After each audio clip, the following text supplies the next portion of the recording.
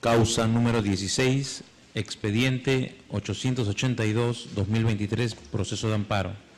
Demandante, el señor Ricardo Morán Vargas, contra el Registro Nacional de Identificación y Estado Civil, RENIET.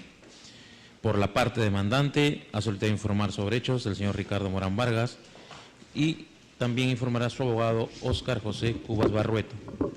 Por la parte demandada, en representación de la Procuraduría del Registro Nacional de Identidad y Estado Civil, informará la abogada Yajaida Dalma Luna Roberto.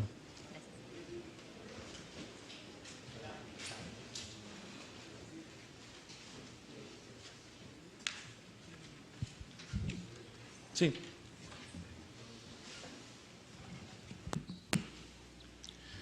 Muy bien.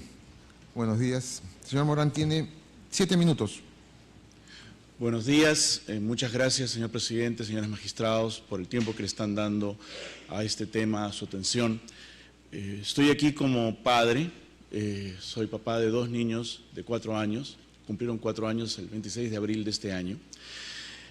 Y vengo a pedirles que la acción de amparo que estamos tratando de defender llegue a buen puerto. ¿Por qué? Mis hijos son hijos míos, tienen mi ADN, son peruanos, como lo dice la Constitución en el artículo 52, porque todo hijo o hija de peruano o peruana, no importa dónde haya nacido, le corresponde su ciudadanía. Sin embargo, por las condiciones de su padre, las mías, las condiciones de su nacimiento, el Registro Nacional de Identidad se niega a que sean inscritos como peruanos.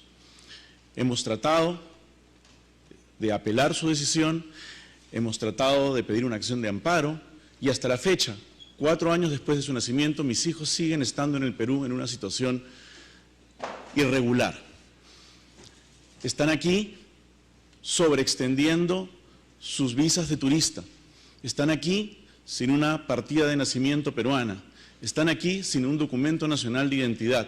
Están aquí sin poder acceder a servicios de salud, sin poder tener acceso a los derechos fundamentales que les corresponden, como la identidad, como el derecho al libre tránsito y todos aquellos que les corresponden, que son fundamentales por ser peruanos. Yo sé que la formación de mi familia, las condiciones de la formación de mi familia pueden ser novedosas, diferentes, cuestionables para muchas de las personas que están acá. Pero eso nada tiene que ver con el hecho fundamental. Yo no estoy aquí pidiendo algo para mí. Yo estoy aquí porque hay 2 niños de 4 años que son peruanos y que no pueden ejercer sus derechos como peruanos. Es en ellos en quienes les pido que nos enfoquemos. Yo no tengo nada que ver aquí. Podemos debatir hasta el infinito muchos temas relacionados con mi condición o con las terapias de gestación subrogada o con los métodos de fertilización in vitro, los marcos legales correspondientes, etcétera, etcétera, etcétera. Pero eso nada tiene que ver con el tema. Yo creo que los hijos no deben ser afectados por las acciones de los padres, señor presidente. Y mis hijos no tienen la culpa de nada. Y sin embargo, están aquí en el Perú en una situación irregular, están aquí en el Perú sin poder tener acceso a los derechos que les corresponden, a tener una partida de nacimiento, a tener un DNI, a tener un pasaporte. Están en la obligación de tener que abandonar el país periódicamente para no sobreextender su visa, cosa que han hecho más de una vez. Y lo confieso públicamente, porque no nos dejan ninguna otra opción. Yo soy su única familia, soy su sostén y tienen que estar conmigo. Y yo soy peruano, yo vivo en el Perú, yo pago mis impuestos aquí, amo mi país. Y quiero que mis hijos tengan esos derechos que les corresponden, básicamente por ser mis hijos, los hijos de un ciudadano peruano. Por eso necesitamos que esta acción de amparo sea inmediata, sea rápida, para que ellos puedan tener acceso a estos derechos. Todo lo demás que tiene que ver con su nacimiento puede debatirse hasta el infinito, puede ser materia de los legisladores, puede ser, pero no tiene nada que ver con la acción inmediata que les pido que tomemos, porque les corresponde por justicia. Gracias. Muy bien. Tiene el uso de la palabra su abogado. Muchísimas gracias. 7 minutos, doctor. Muchísimas gracias, señor magistrado, con la venia de todos los señores integrantes de este digno Tribunal Constitucional. Es importante delimitar la presente controversia, y el petitorio específicamente radica en que si a los hijos del señor Ricardo Morán, Emiliano y Catalina Morán, les corresponde o no la nacionalidad peruana. Se ha solicitado al Poder Judicial que ordene a RENIEC proceda a la inscripción de los dos menores hijos del señor Ricardo Morán, reconociendo su derecho a la nacionalidad, a la identidad, entre otros derechos fundamentales, y haciendo prevalecer la Constitución, artículo 51 de la Constitución, que consagra el principio de jerarquía constitucional sobre cualquier otro dispositivo legal de menor rango.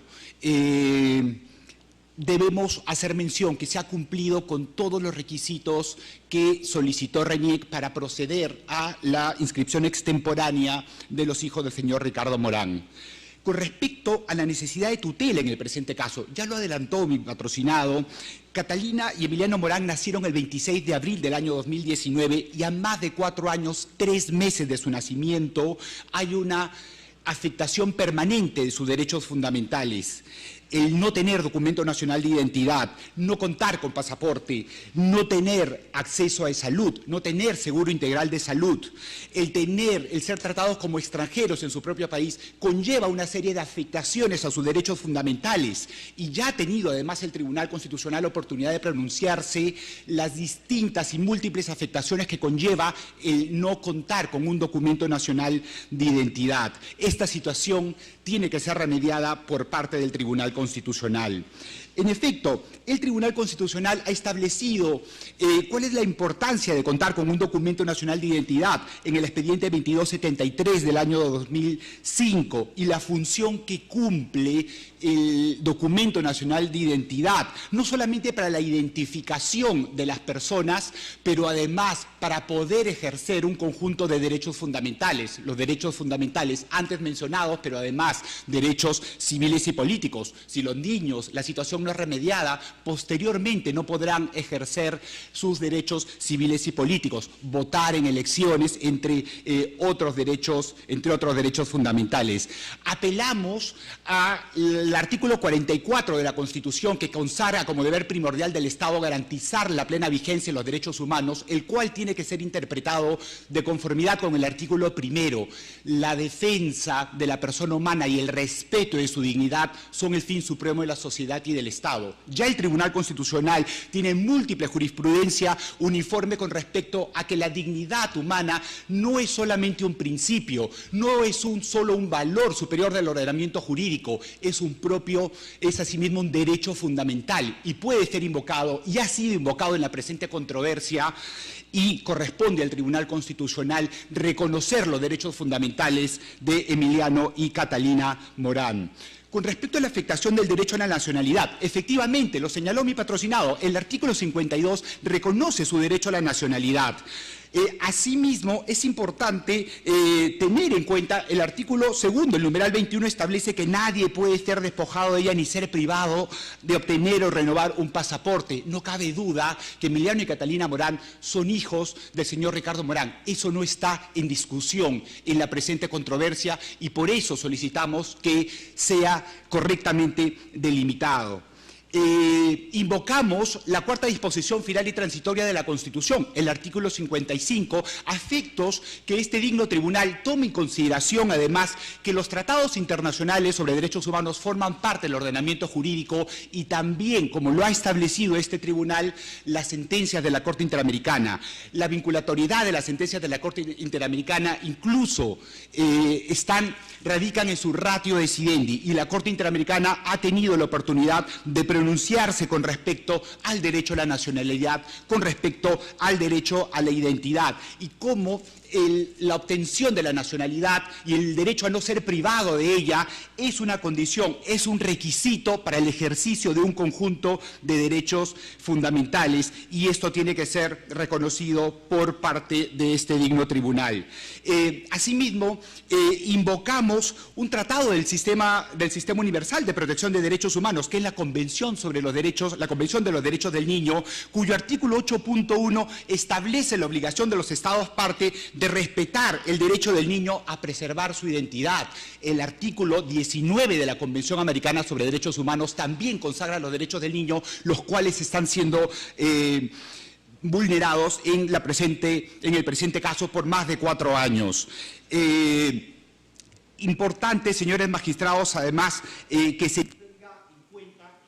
No sé si me podría permitir 2 minutos más, por favor, señor magistrado. Sí, sí. Importante, asimismo, que se reconozca que los tratados internacionales y tanto la Corte Interamericana como el Comité de los Derechos del Niño ha consagrado la existencia de distintos tipos de familia. Entendemos que el legislador pueda tener una idea preconcebida, lo que se espera, ¿no? Una familia conformada por padre, madre e hijos, pero lamentablemente no todos los casos son así y el derecho de protección de la familia está consagrado en distintos instrumentos internacionales y la observación general número 7 establece la obligación de los Estados de otorgar protección a los distintos núcleos familiares, como en el presente caso solicitamos que se haga. De la misma forma, apelamos a la protección del interés superior del menor, de los menores, Catalina y Emiliano Morán en el presente caso,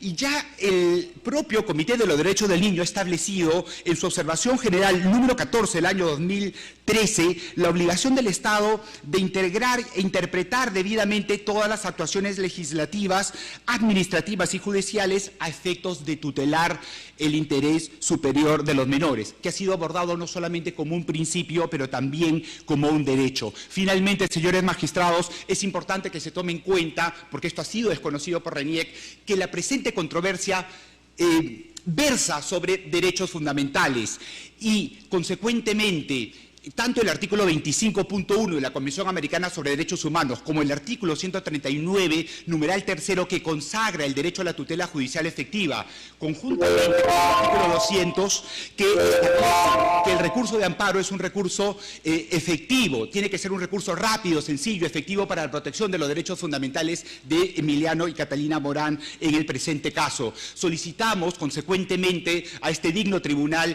que emitan una resolución fundada en derecho a efectos de tutelar los derechos fundamentales de Emiliano y Catalina Morán. Eso es todo. Muchas gracias. Muy bien. Doctora, tiene 8 minutos. Muchísimas gracias.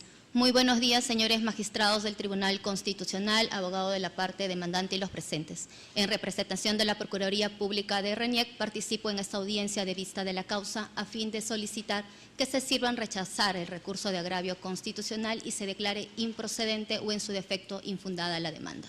Para empezar, quisiera delimitar algo para tener claro respecto a cuál es la pretensión en este proceso de amparo. En este proceso de amparo, de manera clara, la parte demandante desde el inicio del proceso ha señalado que solicita que se declare la nulidad de las resoluciones emitidas por mi representada, a través de las cuales se rechaza el recurso de apelación interpuesto contra las resoluciones que rechazaron las solicitudes de inscripción administrativa extemporánea de menor nacido en el extranjero. Respecto a esta pretensión, señores magistrados, como en primer lugar, esta Procuraduría Pública solicita que se tenga presente lo establecido en el artículo 7, inciso 2 del nuevo Código Procesal Constitucional. Esto es para verificar la procedencia de esta demanda de amparo. ¿Qué señala este marco normativo? Que justamente los procesos constitucionales entre los cuales se encuentra el amparo no procede cuando existan vías procedimentales específicas igualmente satisfactorias. En este sentido, teniendo en cuenta la pretensión que, como bien señalé, es que se declare la nulidad de pronunciamientos emitidos por mi representada, debe tenerse presente lo establecido en el artículo 148 de la Constitución y el artículo 228, inciso 1, del texto único ordenado de la Ley del Procedimiento Administrativo General, que señala que los actos administrativos que agotan la vía administrativa podrán ser cuestionados en el Poder Judicial a través del proceso contencioso administrativo. En este sentido, señores magistrados, no puede obviarse que justamente nuestro marco normativo cuenta con un proceso idóneo, que cuenta una estructura definida y a través de la cual se puede realizar o se puede otorgar la tutela, en este caso a la pretensión de la parte demandante. En este sentido, no podemos olvidar que justamente este tipo de proceso es el primer nivel de protección de los derechos, en este caso de los administrados, entre los cuales se encuentra la parte demandante. Es por estos fundamentos que en un primer momento nosotros solicitamos que se analice lo establecido en el artículo 7, inciso 2 del nuevo Código Procesal Constitucional y se declare improcedente la demanda. Sin embargo, señores magistrados, si luego de analizada la causa, el tribunal considera que pese a esta causal de improcedencia, la causa merece un pronunciamiento de fondo, esta Procuraduría Pública también considera que la demanda debe ser rechazada por los siguientes fundamentos. Para empezar, y un hecho no controvertido durante todo el proceso, es que tanto la Corte Interamericana, así como el Tribunal Constitucional, ha señalado que respecto a la nacionalidad, cada Estado puede determinar quiénes son sus nacionales. Bajo esta premisa debemos señalar que el artículo 52 debe ser de una lectura completa. Esto es, son peruanos por nacimiento, en este sentido, los nacidos en el territorio de la República, así como los nacidos en el exterior de padre o madre peruano, inscritos en el registro correspondiente conforme a ley. Es esta parte que nosotros queremos resaltar para efectos de verificar en el presente caso. Ahora, ¿cuál es el procedimiento para efectos de la inscripción de menores nacidos en el extranjero? En este sentido, RENIEC cuenta con la directiva 415-GRC/32, esto es, que es los procedimientos registrales para la inscripción de hechos vitales. Pero esta directiva, señores magistrados, se encuentra conforme al marco normativo vigente, esto es, de acuerdo a lo establecido en el artículo 20 y 21 del Código Civil. ¿Y qué señala este marco normativo? Que al hijo le corresponde el primer apellido del padre y el primer apellido de la madre. Sin embargo, la única posibilidad se faculta, en este caso, a la mujer que al no revelar la identidad del progenitor pueda inscribir a los menores con sus dos apellidos. Esa es la única posibilidad en este sentido para la inscripción de menores únicamente con el apellido de uno de los padres. Ahora, en este sentido, señores magistrados, entonces podemos advertir una cosa, que en el procedimiento administrativo efectivamente se realizó una solicitud de inscripción de menores nacidos en el extranjero.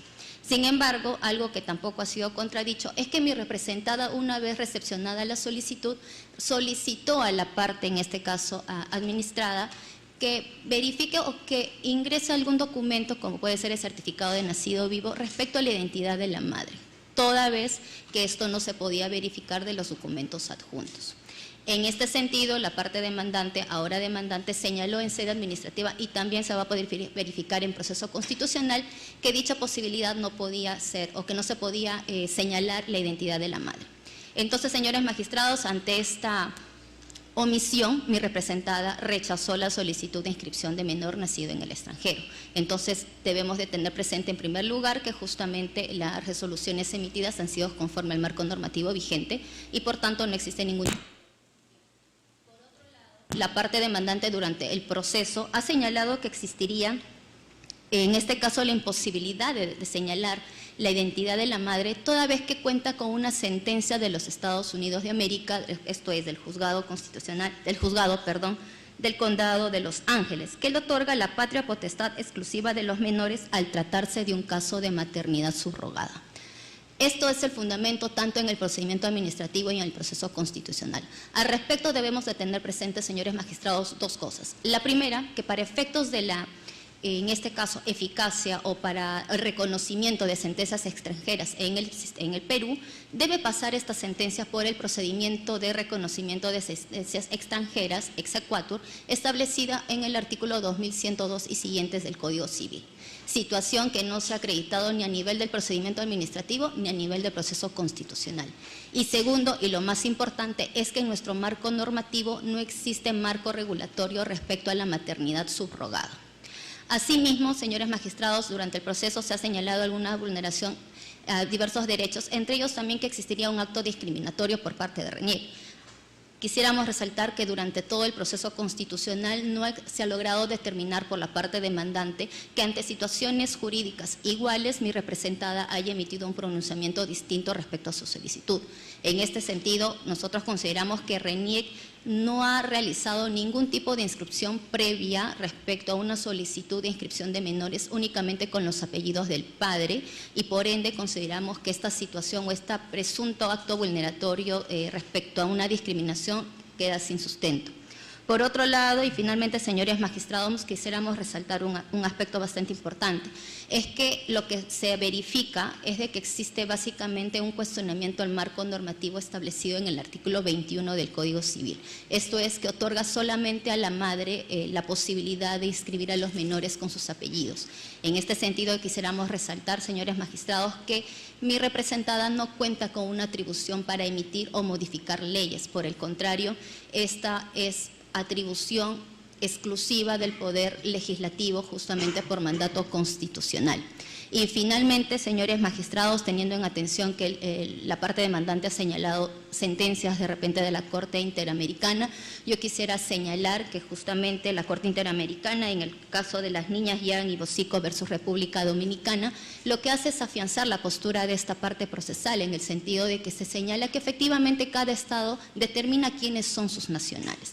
Y por último, este caso no resulta ser similar al presente, toda vez que finalmente no es cierto que en ese caso, señores magistrados, se trataba de menores nacidos en la misma República Dominicana, de madre dominicana y de padre haitiano. Sin embargo, en el caso concreto estamos ante menores nacidos en el exterior, que conforme se tiene de los documentos presentados por la propia parte demandante y lo señalado por la parte demandante en esta presente audiencia, nacieron en los Estados Unidos de América, cuentan con pasaporte, en este caso americano, y por ende contarían también con la nacionalidad. Es por estos fundamentos, señores magistrados, que esta Procuraduría Pública solicita que se declare improcedente o en su defecto infundada la demanda de amparo. Muchísimas gracias. Doctor, 3 minutos. Señores magistrados, en efecto, la parte demandante no pretende desconocer el derecho que tiene RENIEC. No desconocemos las competencias que tiene RENIEC y tampoco el Estado peruano a determinar quién es nacional o quién no lo es. Sin embargo, varios aspectos a resaltar. Solicita RENIEC que se declare improcedente la demanda, bajo el argumento de que existen vías idóneas igualmente idóneas para la protección de los derechos, un primer nivel de protección. Entonces, lo que está haciendo es desconocer el derecho de protección judicial del artículo 25.1 de la Convención. Está desconociendo el derecho a un recurso, el derecho a la tutela judicial efectiva y la posición preferente que tienen los derechos fundamentales, en este caso de Emiliano y Catalina Morán, y sobre los cuales estamos solicitando un pronunciamiento sobre el fondo. Es importante que se tome en cuenta esa posición preferente y la posición preferente del ordenamiento jurídico que tienen los derechos fundamentales y que forma parte del modelo de Estado constitucional de derecho, conjuntamente interpretado con las obligaciones que tiene el Estado de respetar y garantizar los derechos humanos.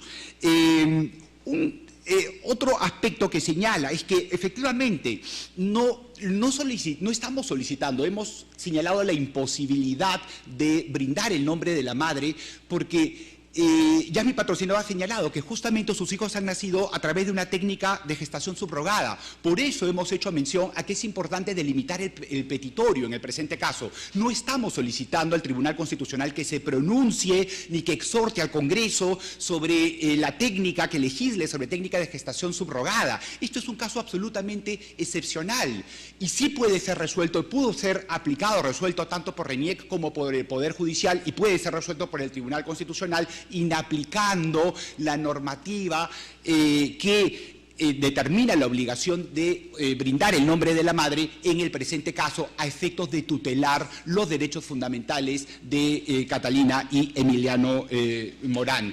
En el presente proceso no está en discusión sobre si mi patrocinado tiene o no la patria potestad. Eso no está en discusión.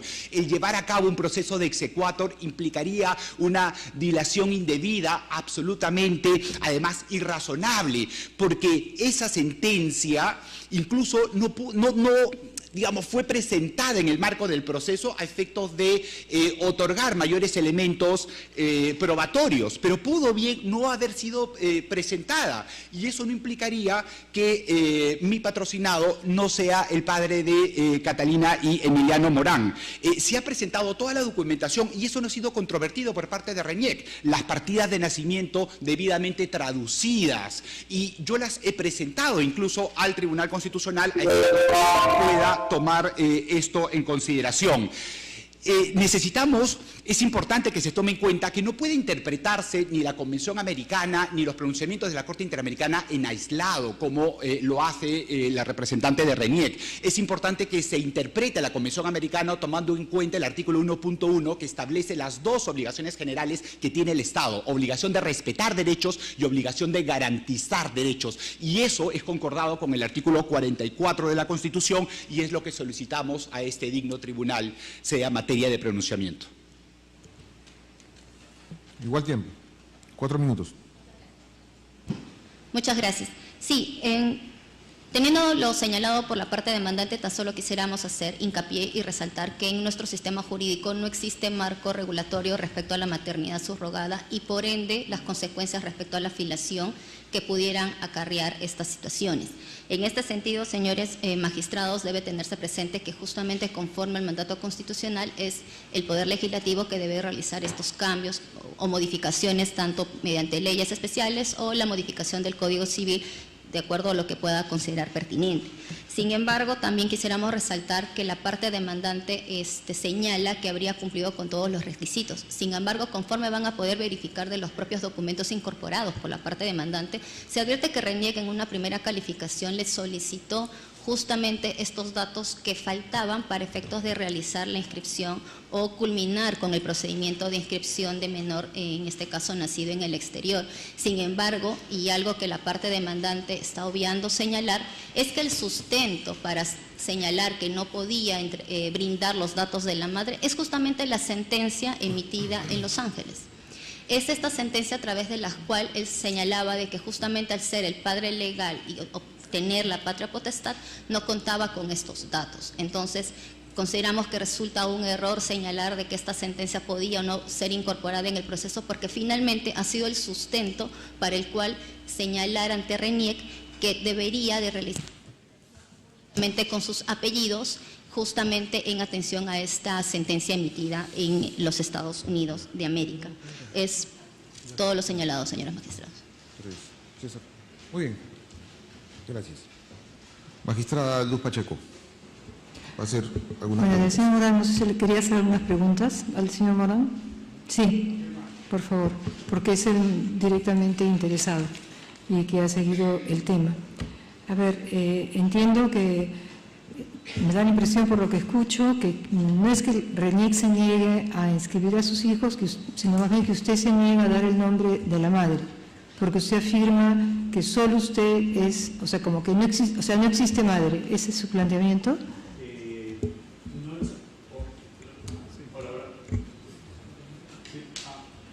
Sí, le escucha. Bueno, lo que ocurre es que en un proceso de gestación subrogada estacional como el que se siguió para el nacimiento de los hijos, el óvulo, los dos óvulos, los cuales Catalina y Emiliano nacieron, fueron donados anónimamente y estaban congelados. Ya. Y estaban congelados. Yo no tengo ninguna información acerca de quién es la mujer que donó esos óvulos y no tengo cómo obtenerlo. Esos óvulos fueron fecundados con mi esperma en laboratorio, en un tubo de ensayo, por un proceso de fertilización in vitro, fueron congelados hasta que encontramos a una gestante subrogada estacional que no tiene relación genética con ellos y que dentro del marco legal norteamericano, con todas las seguridades de la ley que da ese estado para estos casos, tuvo a Catalina y Emiliano en su vientre, pero que no tiene relación genética con ellos. Entonces, mi pregunta de vuelta sería, ¿quién es la madre? La que los tuvo los 9 meses en su útero, pero no tiene ninguna relación genética y que cumplió un rol laboral, protegida, cuidada por el Estado norteamericano. La persona que donó los óvulos hace algunos años y cuya identidad no tenemos y está protegida, o la persona que quería. Una inquietud, porque no domina tanto el tema, pero sobre todo 9 meses hay algún intercambio de sangre, ¿no?, entre la gestante y o sea que algún tipo de influencia para el desarrollo del niño ha tenido el vivir 9 meses ahí, ¿no? En realidad, no de material genético, pero ese debate, que es un debate totalmente válido y que podría corresponder si los legisladores peruanos en algún momento deciden presentar un marco legal para la gestación subrogada estacionaria en Perú, que es relevante, no nos parece, a mí no me parece que sea la materia que debamos debatir. O sea, podemos debatirlo, podemos tener opiniones al respecto, pero mientras tanto, ese debate puede tardar años o décadas, como ha tardado en muchos países. Caterina y Emiliano,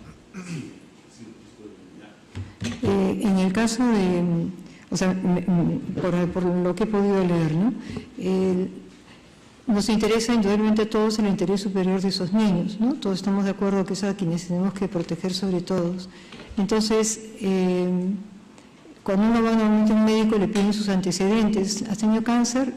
¿Alguien en tu familia? ¿Por lado de tu madre? ¿Por lado de tu padre? Entonces sus hijos nunca van a tener esa posibilidad de poder determinar eso. Quiero decir, no es que sea, me parece a mí, un razonamiento adicional, sino que está en el centro del asunto, porque por algo la legislación peruana exige que haya una identificación de la madre. Ahora, por lo que me dice, es un supuesto especial, ¿no?, duro, pienso para lo, al menos me parece que es un poco duro, ¿no? Pero dígame usted. En el momento en que los óvulos fueron seleccionados, recibimos la información sin revelar la identidad de la persona acerca de sus antecedentes médicos, de sus padres, sus hermanos, sus abuelos, acerca de las enfermedades y operaciones que hubieran podido tener, toda esa información médica que usted hace referencia. Esa información consta, yo la tengo. Entonces, sus hijos iban a saber que tienen una madre. Mis hijos van a saber que su padre los quiso tener con tanto amor y una persona que donó sus óvulos hace muchos años los dio para que pudieran venir al mundo. O sea que ellos, no sé, pero puedo hacer una pregunta un poco, si quiere me contesta, si no, no. Con todo, no. Me parece, doctora, muy relevante tocar estos temas, porque si no se empiezan a tocar, ¿cuándo? Claro. Tenemos que empezar a tocarlos, aunque sean incómodos. Le hago una pregunta. ¿Sus padres viven? ¿Los padres de usted viven? Sí. Solamente mi madre. Solo su madre. ¿Y viven en Lima? ¿Conoce a sus hijos? Sí. Imagino que los querrá mucho también. Muchísimo. Bueno, imagino también que para usted el afecto de su madre es un punto como de seguridad afectiva, ¿verdad? Del que nunca tendrán sus hijos esa posibilidad. Digo, es una cosa fuerte, dura, que va un poco en la línea, porque como su abogado también ha mencionado, y usted, la importancia del convenio sobre los derechos del niño. Allí se dice, por ejemplo, ¿no?, que los estados tienen el deber de facilitar, cuando los niños viven con los padres separados, de poder incluso viajar a estar con los padres. Dice, los estados partes respetarán el derecho del niño que esté separado de uno o de ambos padres a mantener relaciones personales y contacto directo con ambos padres de modo regular, ¿no?, salvo que eso pudiera hacerles daño. Pero entonces hay varios de estos mandatos o reconocimientos de derechos, ¿no? También dice, el niño tendrá derecho a mantener periódicamente, salvo en circunstancias excepcionales, están en estados diferentes, relaciones personales y contactos directos con ambos padres, ¿no? Entonces, la decisión que usted pide que se adopte de alguna manera puede violentar esos derechos o puede no reconocer en el caso de sus hijos esos derechos. A ver, creo que una cosa es lo que plantea la ley y otra cosa que termina siendo la realidad. Si nosotros preguntáramos aquí quién ha sido criado por padre y madre, con presencia de ellos permanentemente, no tendríamos un 100%. Claro. Hay gente que ha sido criado solamente por madres, empoderadas, luchadoras, o por solamente por padres, por abuelas, por los tíos, Sí. por una señora de la quinta que los cuida mientras sus papás salen a trabajar porque no tienen con quién dejarlos. Las Efectivamente. familias las construye el amor. No sentía que tenía que venir a defender el amor de mi familia, pero mi familia está construida sobre el amor. Y yo tengo suficiente amor para mis hijos, para los dos. El término concreto aquí es que al margen del debate sobre cómo se conforman las familias o cómo pueden o no pueden nacer los niños a nivel mundial y particularmente en el Perú, Lo único que pedimos es que sean inscritos para que tengan sus derechos. Lo otro, que lo debatan los legisladores. Bueno, yo no le estaba preguntando, me parece en general, sobre las familias. Yo eso no estoy poniéndolo en duda que usted forma con ellos una familia, sino me estaba refiriendo al daño que puede resultar para sus hijos no conocer a su madre, al menos a la madre que lo tuvo 9 meses, si es que ella quiere conocerlo. A lo mejor la señora no quiere ni conocerlo porque solo quería la plata. También puede ser un poco duro para los niños, digo, conocer esto, ¿no? La conocen, o sea, saben quién es, yo sé quién es. O sea, es una persona que no tiene ningún interés en inscribirse como madre de ellos porque no se considera madre de ellos. Tiene 4 hijos y ha hecho esto antes también. Y mis hijos tienen muchas fotos con ella, no sé. O sea, no hay un desvínculo con ella, pero no hay una relación de madre de ella hacia mis hijos. Entonces, si hay esta relación, ¿por qué?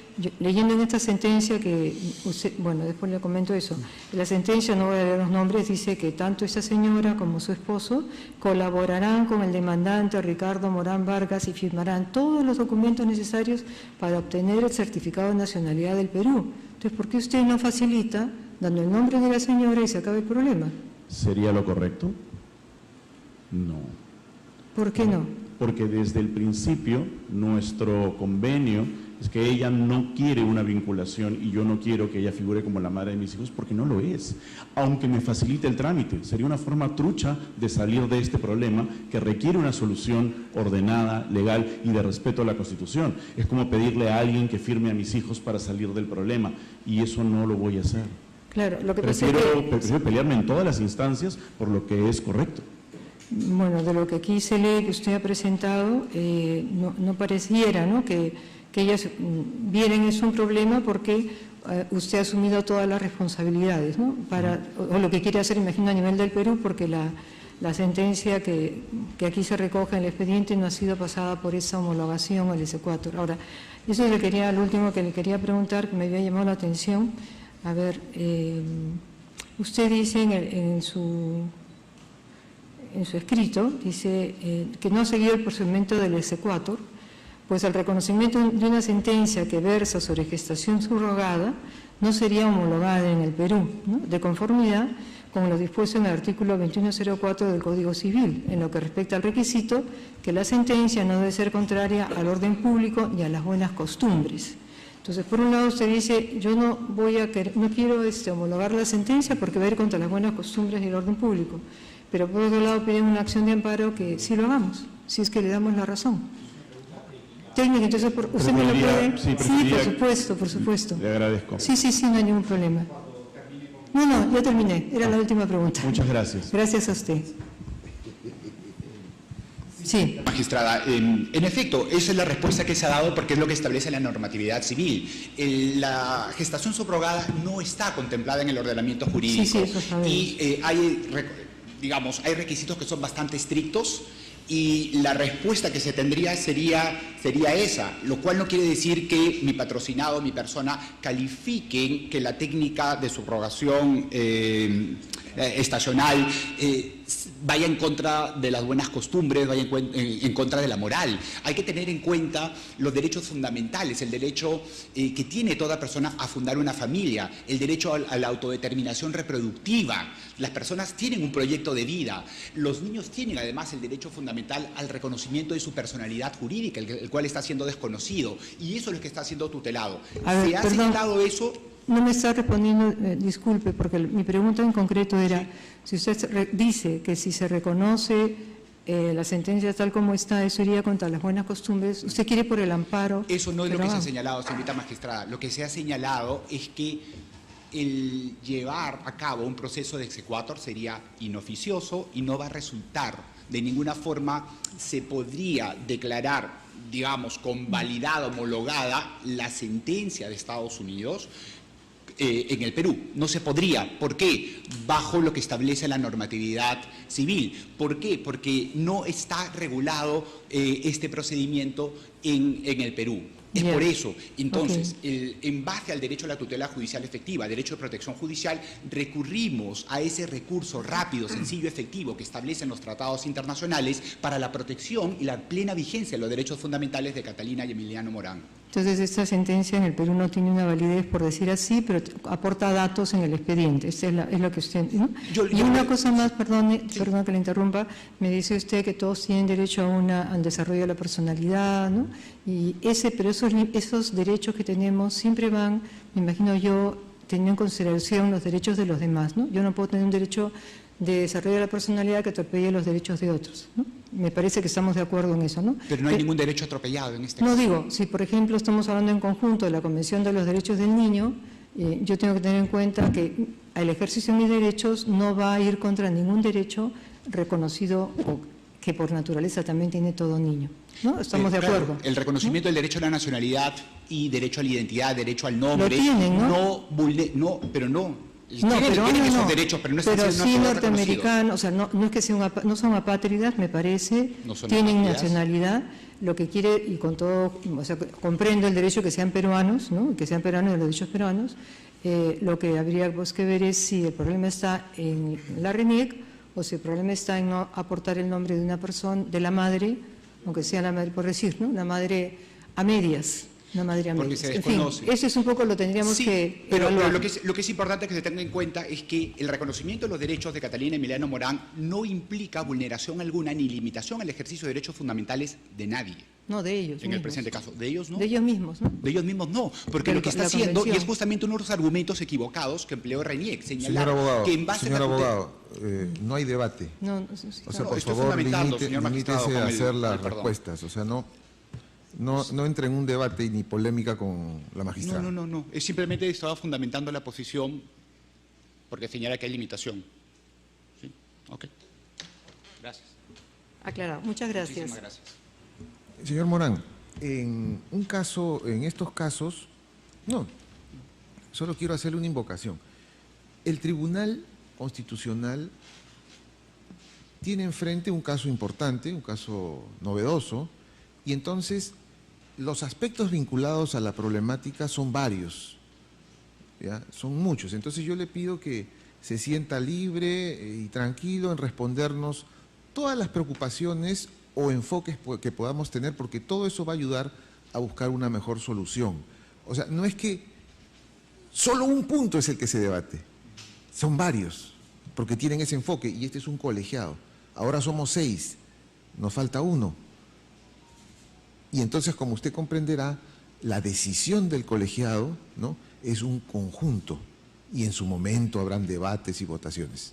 Eso, o sea, usted siéntase en la entera libertad de responder y no piense que hay un solo punto. No, es una problemática importante que justamente estamos debatiendo públicamente a través de la señal del tribunal, porque es un tema de relevancia de la vida de las personas. Tiene la palabra el magistrado Helder Domínguez. Gracias, presidente. A la abogada, de manera concreta, al declararse improcedente la solicitud de inscripción, ¿cuántos requisitos no se han cumplido? 1, 2, 3.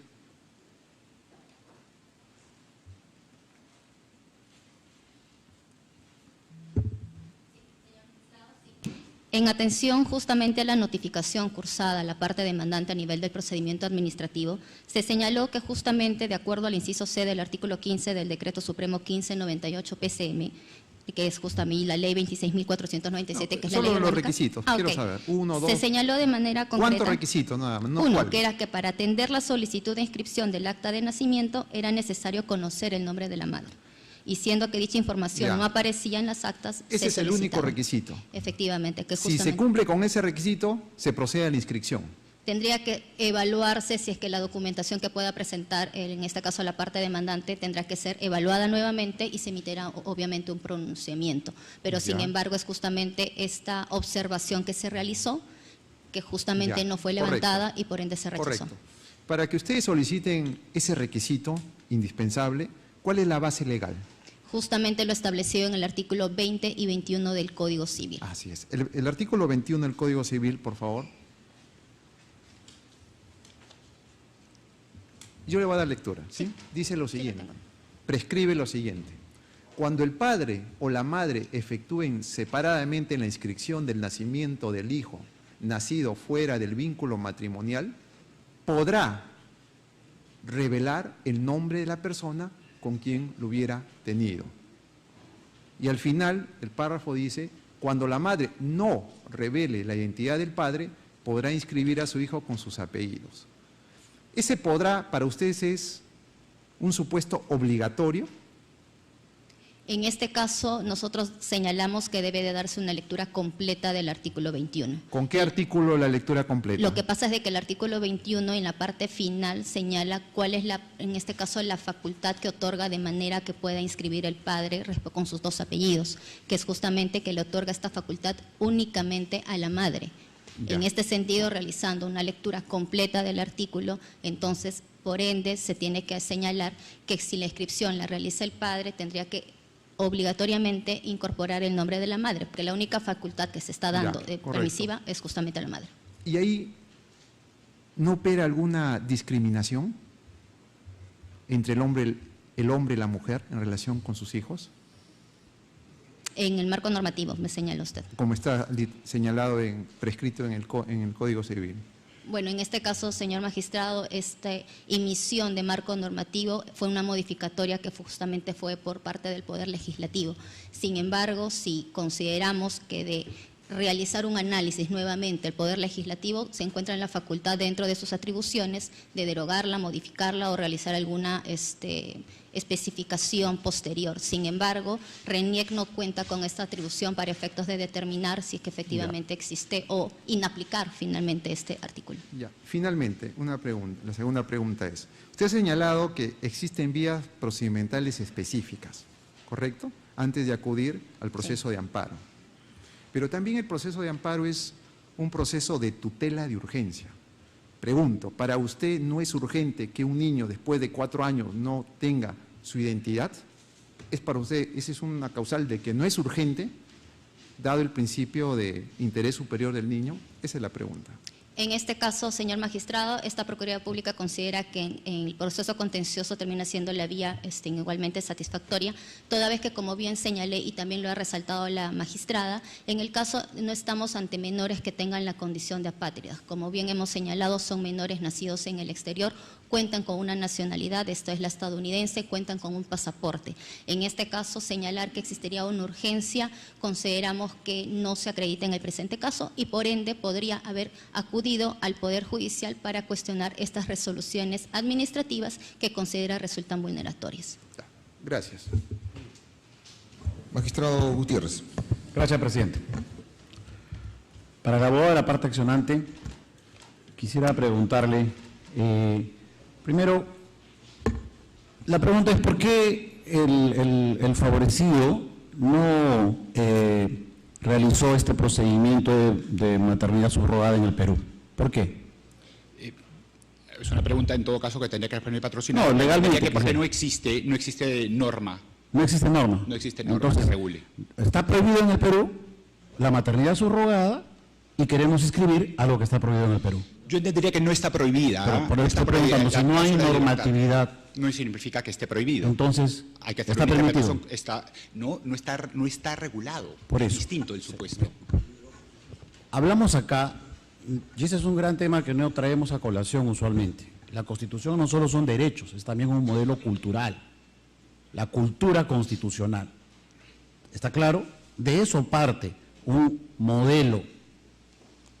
Y aquí el modelo no ha legislado sobre la maternidad subrogada, porque sería incompatible probablemente con el tema constitucional que se defina. Como dice la doctora, habrá legislación, legislador, etcétera. Pero técnicamente no puede haber maternidad subrogada en el Perú. No lo hay. No lo hay. Que no hay legislación, lo que fuere, no lo hay. Es como decir, no sé, ¿se puede consumir drogas en el Perú? No, no se puede consumir drogas porque es ilícito. En este caso en concreto no hay posibilidad. Entonces, ¿cómo se pretende inscribir algo que no tiene ningún amparo normativo en el caso peruano? ¿Puedo contestar? Sí. Los niños son seres humanos. Emiliano y Catalina Morán son seres humanos con dignidad. La dignidad fundamenta los derechos fundamentales. Es realidad, señor magistrado. Perdón, yo soy el magistrado. Por favor, le pediría que me responda, no por un discurso muy bonito para la tribuna, etcétera, no, concretamente. ¿Por qué? Porque ese niño sí tiene nacionalidad. Ese niño está inscrito en los Estados Unidos. Ese niño fue procreado en los Estados Unidos bajo el amparo legal que allá existe, porque ya existe ley. Así como en los Estados Unidos existe pena de muerte, etcétera, tienen un régimen constitucional que les permite determinadas fórmulas distintas al caso peruano. Pero en el caso peruano no. No estamos hablando de una apátrida, como dijo la magistrada Pacheco. Es un niño norteamericano en estos momentos que quiere ejercer o que quiere inscribirse también en el caso peruano. Por lo tanto, mi pregunta es distinta. No desvaríe el tema.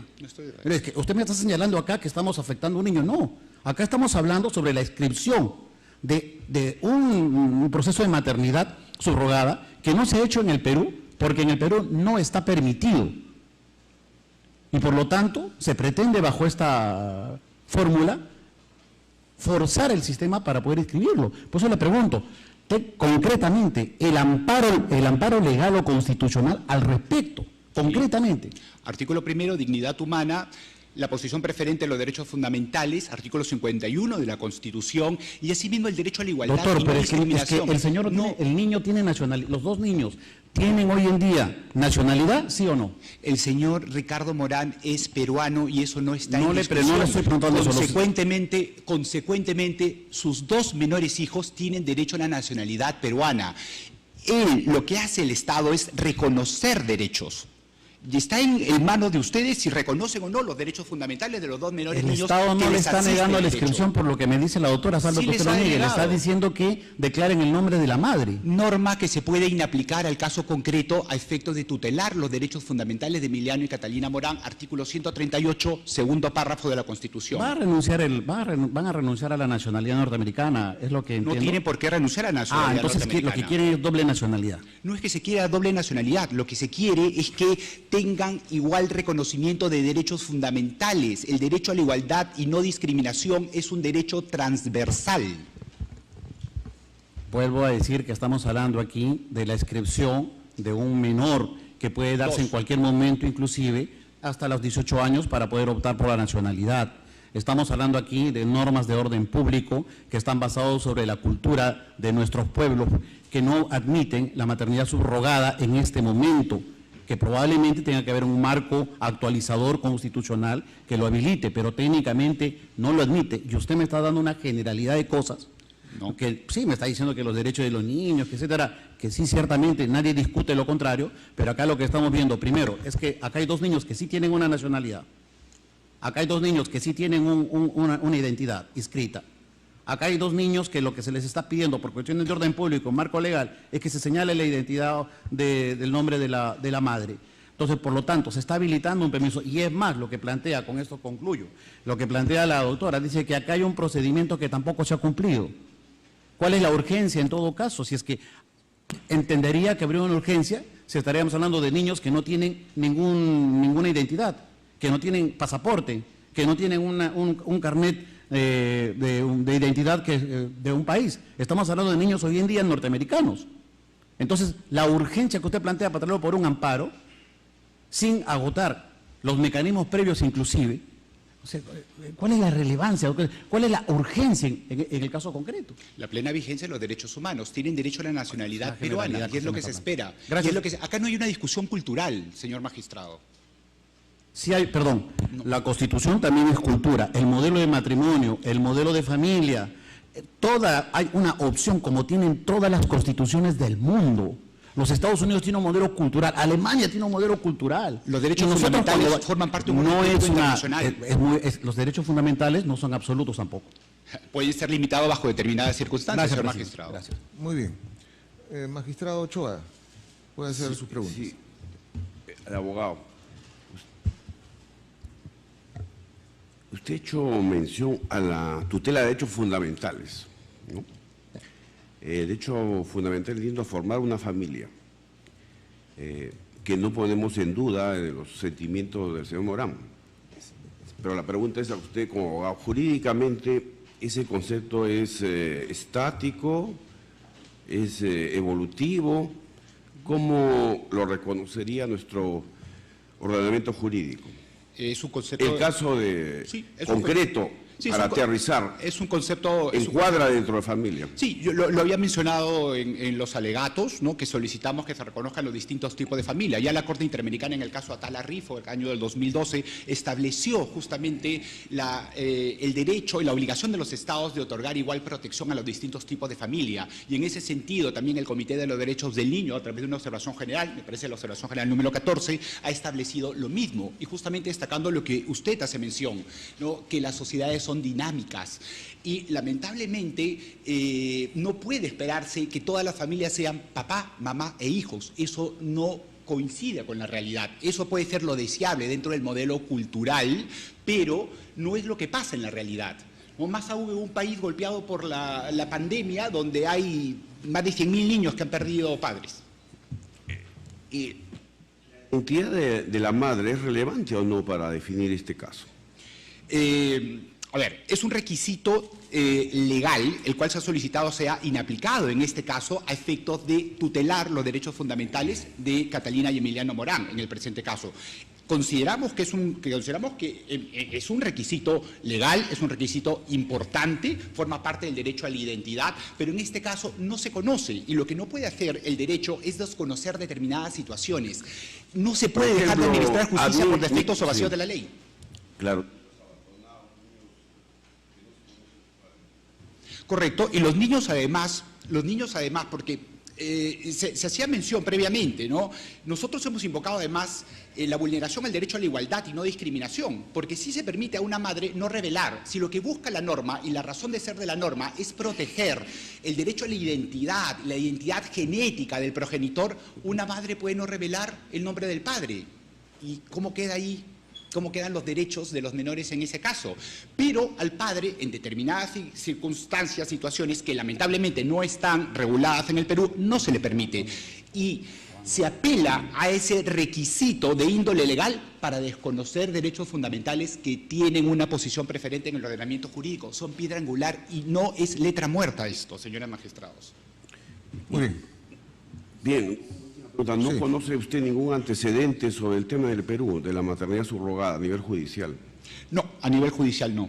Nosotros hemos invocado la aplicación de los estándares interamericanos, ¿no?, los cuales tienen que ser correctamente interpretados, ¿no?, forman parte del ordenamiento jurídico interno.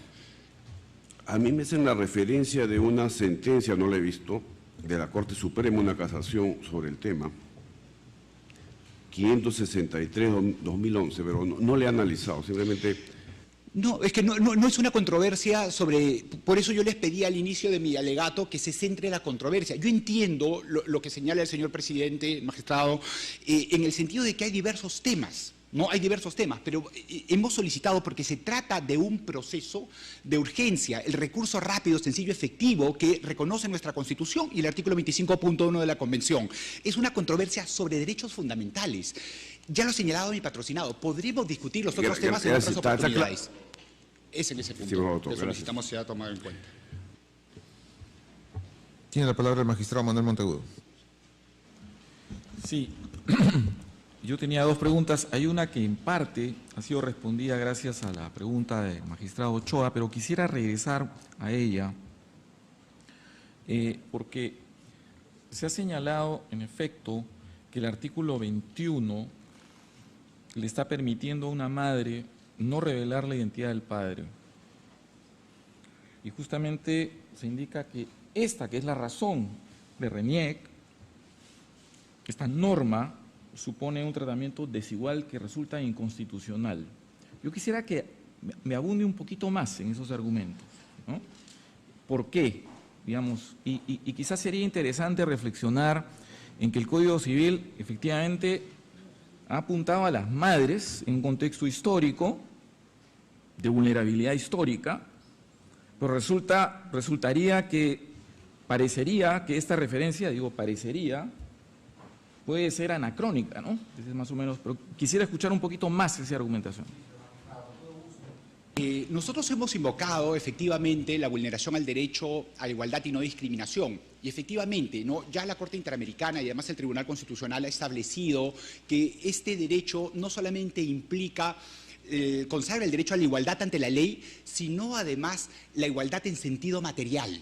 ¿correcto? Y es importante que se tome en cuenta aquí lo que establece el artículo 1.1 de la Convención Americana sobre Derechos Humanos, transversal para todos los derechos, incluso el artículo 24, igualdad y no discriminación. El artículo 1.1 de la Convención Americana establece dos obligaciones, dos deberes generales en materia de derechos humanos a los Estados. El deber de respetar derechos, que implica que los agentes estatales tienen que abstenerse de violar derechos fundamentales, y la obligación de garantizar derechos fundamentales. Y la obligación de garantizar derechos fundamentales, desde la primera sentencia que emitió la Corte Interamericana en el caso Velázquez Rodríguez versus Honduras, estableció que implica tres deberes para los Estados: prevenir violaciones a los derechos humanos, cuando éstas ocurren a pesar de las medidas de prevención que puede haber adoptado un Estado; la obligación de investigar y sancionar, y la obligación de reparar. Todo derecho y toda acción estatal, cuando se analiza si existe o no responsabilidad internacional del Estado, tiene que ser analizada bajo el 1.1. En el presente caso consideramos que se verifica efectivamente una vulneración al derecho a la igualdad y no discriminación, en el sentido que, en base a un requisito de índole legal que consideramos que es razonable, pero que en determinados supuestos, a efecto de no dejar en desprotección a los menores, se permite a las madres no revelar la identidad del padre, ¿sí? No es lo mismo en situaciones excepcionales en las que un padre quiere inscribir a sus dos menores hijos. Entonces, en base a un requisito de índole legal, se pretenden desconocer derechos fundamentales que, como lo ha reconocido este Tribunal Constitucional, siguiendo la jurisprudencia del Tribunal Constitucional Español, son piedra angular del ordenamiento jurídico y tienen una posición preferente. Una segunda pregunta sobre los antecedentes. Quisiera, en la medida en que pueda ser esta respondida, quisiera que me expliquen en qué consiste o cuál es el fundamento. Algo se ha dicho, el señor Morán lo ha explicado, quisiera también que se haga un poquito más, esta prohibición judicial. Hay un convenio donde hay un compromiso de no revelación de la información sobre las personas que participaron.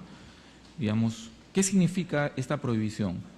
¿Qué es lo que significa exactamente? Porque claro, uno observa en los antecedentes que hay referencia a los nombres de estas personas, por ejemplo. Quisiera saber cuál es la dimensión de esta prohibición, fundamento y dimensión de la prohibición. Sí, ¿Y por qué, claro? Sí, a ver, hasta lo que establece la sentencia y tal cual señaló el señor Ricardo Morán. Bien, sus hijos nacieron por esta técnica de gestación subrogada, ¿correcto? Para efectos de otorgar, digamos, mayor, asegurar los derechos, ¿no?, futuros, porque el traer vida al mundo obviamente genera un conjunto de obligaciones, ¿bien? Entonces, no se conoce la identidad de la donante de los óvulos previo a la técnica de fertilización in vitro. No se conoce, con lo cual no se puede cumplir con el requisito de señalar. Entonces, cuando nos preguntan, ¿quién es la madre? Pero no, es que no se conoce la identidad de la madre. Entonces, perdóneme, una pregunta. ¿El pronunciamiento judicial toca ese punto o no? ¿O el pronunciamiento judicial tiene que ver más bien el pronunciamiento, el pronunciamiento judicial señala el nombre de la madre gestante, la madre subrogada. Es el nombre que señala, incluso... No lo anterior, no lo anterior, porque correcto, se le conoce y está protegido. Sí, hay un código. E incluso se establece ahí la obligación de no revelar, incluso de la madre subrogada. Se establece la obligación de no revelar ese nombre.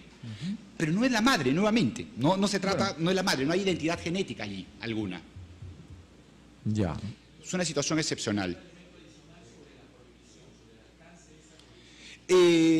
No. Lo que señalamos nosotros es que es por un tema de seguridad jurídica para tanto la madre, que como lo señalaba el señor Ricardo Morán, además está casado, que no van a tener ninguna obligación, no como padres, en el sentido de pensión de alimentos, régimen de visitas y tal, ¿no? Entonces, establece esa sentencia que el señor Ricardo Morán es el único padre, es padre único, ¿no? Y por lo tanto, pues tiene la patria potestad. Es eso, lo que señalamos nosotros es que, claro, no nos solicitó RENIEC durante la tramitación del procedimiento administrativo exequatur alguno. Fue un argumento que recién fue incorporado en la discusión del presente proceso de amparo. Fue introducido y el que fue lamentablemente empleado por la Corte Superior a efectos de cumplir con su obligación, de no cumplir con su obligación de tutelar los derechos fundamentales, ¿no? 15 páginas sobre el exequatur, ¿no?, sin mayor contenido, ¿no?, señalando que se tiene que acudir a ese proceso como una vía previa. Ok, y una última preguntita sobre los antecedentes, una última pregunta sobre los antecedentes. ¿Ha mediado algún elemento de adopción en la relación jurídica de la paternidad? Quisiera No. tener eso claro. No No, hay no. adopción. No, es no, simplemente paternidad declarada a través de este procedimiento judicial. Son hijos del señor Ricardo Morán. Ya. Ok, no tengo. Muy bien. Señor Morán, por favor.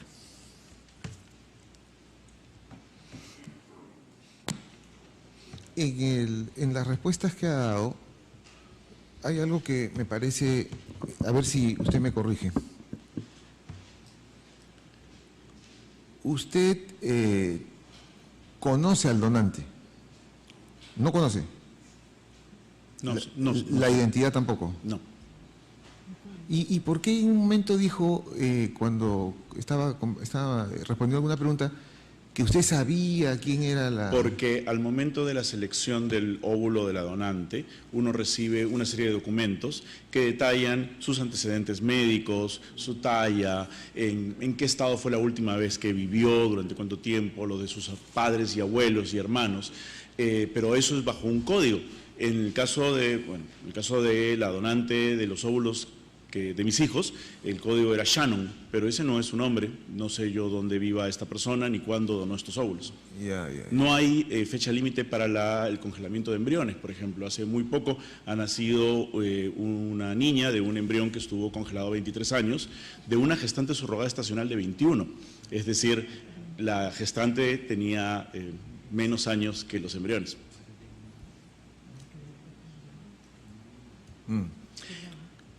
Ya, entonces, ya, o sea, no hay forma de saberlo. No. Y dígame una cosa, entonces, ¿y este procedimiento se hizo en el estado de Texas? Mis hijos nacieron en el estado de Texas, pero la agencia encargada del proceso de subrogación, que reúne tanto al estudio de abogados como a los donantes de óvulos, queda en California. Ah, ya, ahora entiendo. Entonces, la madre subrogada estaba en Texas. Ahí, la gestante subrogada. La gestante subrogada ahí estuvo en Texas. Que podría haber estado en cualquier otro estado. otro estado, claro, pero la agencia está en California. Por eso es que el procedimiento que usted presenta es en California. Sí. Para las seguridades de no revelación y de exclusión de cualquier tipo de obligación de la gestante subrogada. Por eso es en California. Sí, ya. Si me permite añadir, esa resolución de una corte que incluye a las tres partes, la pareja de esposos de la que forma parte, la gestante subrogada, la donante anónima con un código y mi persona, se hace sobre todo a efectos de que yo no vaya a reclamar a ninguna de esas partes obligaciones de índole paternal, maternal, y para que ellas, cualquiera de las dos, tampoco pueda reclamarlas hacia mi persona. Y con ese documento, perdona, solamente para aclarar, sigue. Porque creo que es de interés, con ese documento nos inscribimos en el hospital, con ese documento el certificado del hospital me permite ir a mí a la Oficina de Registro de Nacimientos y Muertes de Texas, y es ahí con ese documento dicen, usted, solo usted, y la partida de nacimiento dice Emiliano Morán, hijo de Ricardo Morán, nada más, y Catalina Morán, hija de Ricardo Morán, nada más. Y cuando usted empezó a indagar, o bueno, vio la fórmula, cómo podía tener a sus hijos, es decir, la agencia sí podría saber. Ellos. La agencia ha trabajado... Solo le digo porque no quiero que... Sí. Quiero explicarle por qué. Se hizo una pregunta que es interesante, ¿no? O sea, claro, el derecho, usted como padre dice, bueno, aquí voy a tener mis hijos y punto. Y está bien, hay cláusulas para la anonimización del donante. Pero supongamos otro supuesto donde en algún momento del futuro podría ser relevante, no para efectos de maternidad o de que esté inscrita, sino por cuestiones genéticas o de enfermedad. O sea, esa agencia podría tener acceso. O sea, cuando usted hace el contrato le dicen, no, la agencia tampoco. Es una muy buena pregunta. Creo que entramos en un tecnicismo que tendría que revisar. No estoy seguro, pero sí puedo contarle que como parte del proceso para que las donantes se inscriban al banco de donantes, pasan por un chequeo genético de cerca de 400 enfermedades genéticas, y yo pasé por ese mismo proceso y el match se hace para que no haya dos características genéticas dominantes que pudieran heredar nuestros hijos, como por ejemplo espina bífida o fibrosis quística. Porque de esa forma, y es un chequeo que le sugiero a todo el mundo que haga cuando quiera paternar o maternar, garantizamos que nuestros hijos no van a heredar nuestros peores defectos. Ya. Muy bien. Cambiando de tema. Discúlpame. No, termine. Gracias. No, solamente una pregunta a propósito. Quiero entender el procedimiento seguido. Por supuesto, es un asunto de derecho americano o derecho del estado de Texas o California. Digamos, una vez el arreglo judicial o la convención judicial, digamos, pudo no haber existido lo que fuere, pero lo que determina el certificado de nacimiento es cuando usted va al registro y ahí registra a los niños, ¿no? O sea, digamos, la contingencia judicial no es la constitutiva de la paternidad, porque ese es un elemento que yo tenía cierta confusión. Lo constitutivo del nacimiento es el registro, entiendo. La partida de nacimiento. La partida de nacimiento, sí, cuando usted va a registrar. Quizá el abogado puede digamos, decir algo más, pero entonces, si usted hubiera venido a RENIEC solamente con el registro, digamos, hubiera aparecido el problema del apellido, la ausencia del apellido de la madre. Eso es un poquito lo que ha ocurrido, porque, digamos... Porque fuimos con el registro de nacimiento de RENIEC. Claro. El registro americano traducido.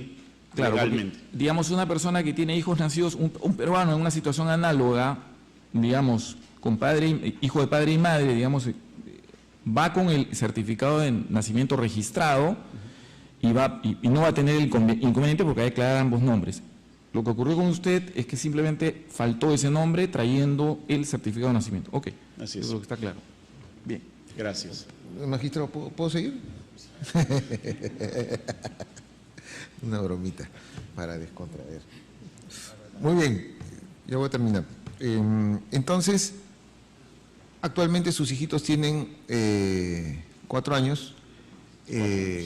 Explíquenos exactamente, en estos momentos, ¿usted tiene que viajar con ellos cada cierto, o qué fórmula ha encontrado para...? Estamos en un terreno un poco gris en ese tema. Evidentemente, cuando mis hijos ingresan al Perú, cuando recién nacen, a los 6-7 semanas de nacido, ingresan como turistas y se les da una permanencia, una visa de turista de 6 meses en ese momento. Pasan los 6 meses y estando embrollados en este proceso con RENIEC, nosotros seguimos en el Perú y ellos sobreextienden su visa durante casi 1 año y medio, 2 más, hasta que yo decido llevármelos nuevamente a Estados Unidos. ¿Perdón? ¿Sí? Sí, sí. Y allí esperamos, porque ya estábamos con lo del tribunal, con la Corte, perdón, aclárame, superior, y luego con la Corte Suprema. No, sí. Juzgado. Perdón, en la parte técnica. Sí. Hemos vuelto al Perú, y cuando hemos vuelto a entrar solo nos han dado, me parece que 90 días, porque ha cambiado la normativa para las visas de ciudadanos americanos. Eso se venció el 13 de marzo. O sea, cuando usted hizo su segundo, y tuvo que permanecer allá. Permanecí allá, por decisión, no tuve que permanecer. Podría haber quedado acá y su sobrepermanencia de la visa hubiera sido mucho mayor. No, pero me refiero a que, por ejemplo, cuando usted tiene que hacer esta salida, supongamos que aquí transcurren los 90 días, sí. ¿No? Le han dado un visto de 90 días.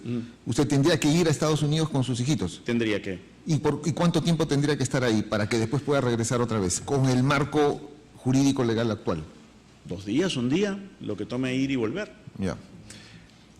Muy bien. Ahora, solo tengo que añadir que hasta donde yo entiendo, estas idas y venidas eventualmente tienen un límite. Hay una multa y hay también una observación que puede hacer migraciones ante ciudadanos que han repetidamente sobreextendido su visa a la hora de volver. Es un riesgo que me estoy corriendo. Muy bien. Yo supongo que por todo lo que usted nos ha planteado y además por la demanda, que usted, su finalidad es criar a sus hijos aquí en el Perú y inscribirlos en un colegio, en fin, ¿no? En estos momentos sus hijitos están en un... Están en un nido privado. Un nido privado, ¿no? Un nido privado. Muy De bien. hecho, el hecho de que mis hijos tengan acceso a ciertos privilegios no me parece que tampoco sea la razón para negarles otros derechos. O sea, pueden acceder a un seguro médico si es privado, como ciudadanos extranjeros, pero no al seguro claro, de salud. y lo que usted desea es que se les reconozca la nacionalidad peruana. Eso. Para la RENIEC. Gracias, señor.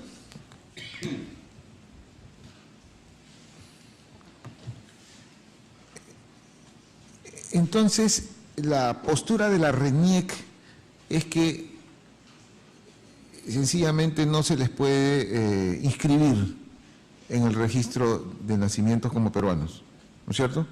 Exacto, la solicitud de la parte demandante es la inscripción extemporánea de menores nacidos en el Ya, extranjero. y digamos, imagínese usted, pues, como parece ser, que existe una imposibilidad de identificar a la madre. Esto quiere decir que nunca van a poder ser peruanos.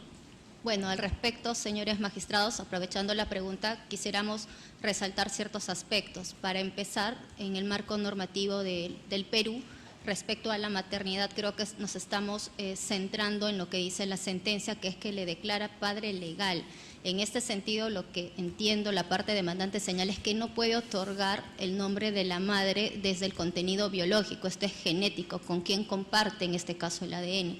Sin embargo, hay que tener presente que en nuestro marco normativo el tema de la maternidad está determinada por la gestación y el tema del parto. Entonces, bajo estos extremos, señor magistrado, quisiéramos que se tenga presente justamente este marco normativo, porque justamente es un debate respecto a cuáles son las implicancias en el tema de acudir a una maternidad subrogada, justamente entre un óvulo donado, la gestación la lleva otra persona y cuáles son las implicancias en la filiación.